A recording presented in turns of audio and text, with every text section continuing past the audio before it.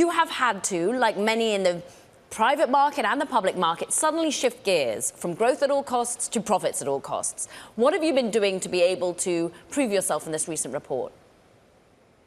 So I think, it's one of those things where you start to see results come through pretty quickly, but there's a lot of work that goes in for a long time before. And so I think, 2022, like it was for so many companies, was a time where the winds shifted pretty quickly for us and for everyone else.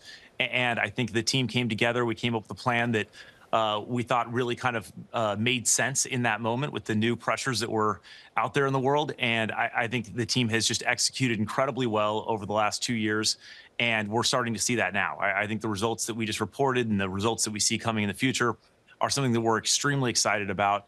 And it is the result of the team coming together and doing incredible work. And so thank you to the team. Just cannot thank you enough for everything you've done.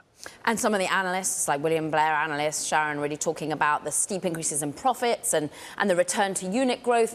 But some more cynical people out there would say, look, this 30% uptick in the share price is because it's just squeezing out some of the shorts, and you were a heavily shorted name. What do you say to those people who are still standing by betting against your company? Well, I think there's room in the world for shorts. And I think, it's okay. Skepticism is helpful. It creates pressure. I think there was one of the ancient, I believe, Greek philosophers said, haters going to hate, players going to play, but me, I'm just going to shake, shake, shake, shake it off, shake it off. I believe that may have been Aristotle. That may have been, it could have been Plato too. I could be wrong. Well, she has a way with words. I will give her that.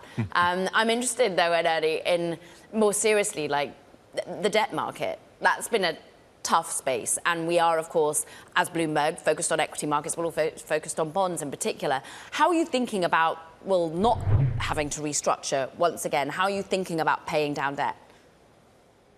I think, listen, the most important thing that we do as a company is we deliver great experiences to customers, and we grow into this huge opportunity that we have. I think it was really hard from the perspective of a year ago to see the incredible gains that the team has made over the last year. And I think that those gains were possible because the offering that we give to customers is unique. The business that we've built is very hard to replicate.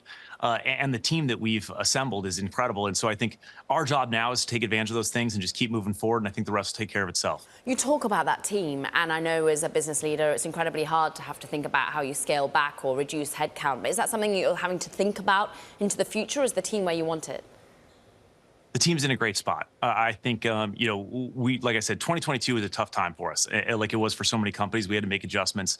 The team's in a great spot. I think, one of the things that we I would like to say, did a really good job with going through that period is we were able to make tough decisions and to move forward and to do the hard work that had to be done to put ourselves in a position to really succeed. And I think this is now a team that is battle tested and battle hardened. And it's a team that, as I said, every time you bring it up, I'm going to just say thank you because I could not be more grateful.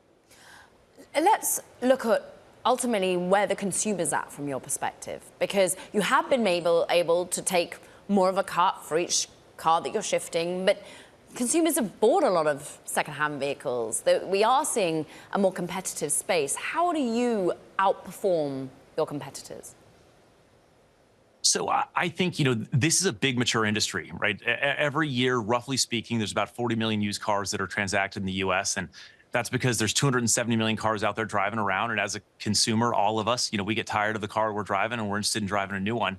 And so that pushes us to go do a swap. And I think what the entire automotive industry is all about is it's about finding those moments where one customer wants to switch into the next car and making it as simple as possible and as cost efficient as possible to get that car from one customer to the next.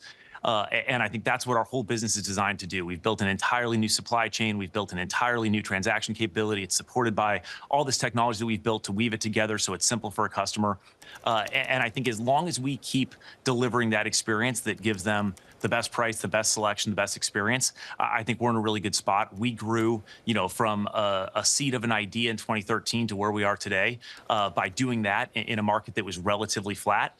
I think today there are actually, there have been some tailwinds that have been nice, and those tailwinds have been, lowering car prices, which were very high for a several-year period. That was tough for a lot of consumers and made it hard for them to switch into that next car they may have been excited about.